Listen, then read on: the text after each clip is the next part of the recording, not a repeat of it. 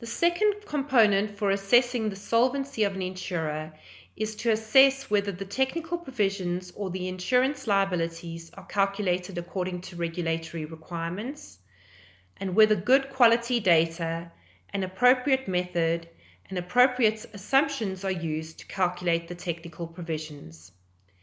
We should also investigate the sufficiency of the provisions and any changes to the technical provisions over time. We can use the valuator's report to understand the level of uncertainty in the technical provisions and the sensitivity of the provisions to changes in assumptions. Many of the indicators for technical provisions are based on qualitative information that is disclosed in the valuator's report. It is important to ensure that sufficient information about the data, method, assumptions, and sensitivity of the results to the assumptions are disclosed in the report.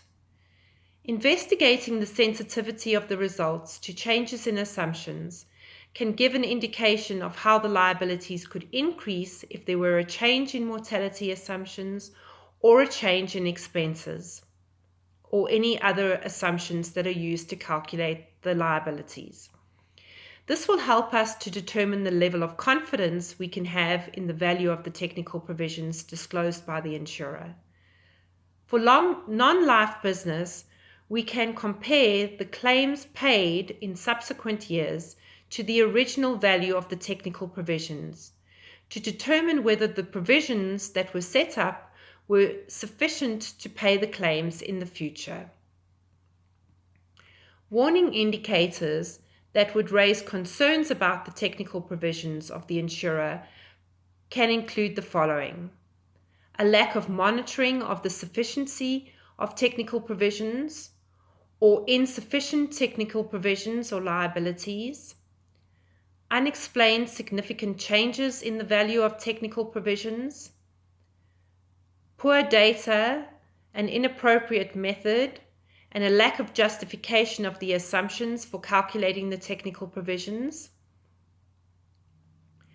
The supervisor can take the following actions if they identify weaknesses in the technical provisions of the insurer. The supervisor could engage an expert to investigate the data, methods, and assumptions that would be appropriate for calculating the technical provisions. The supervisor could instruct the insurer to change its valuation methodology or assumptions, and the supervisor could require the insurer to hold additional capital for the risk that the technical provisions are insufficient. There is a forum on monitoring technical provisions. Please give additional suggestions on possible warning indicators and interventions in the area of technical provisions. Thank you.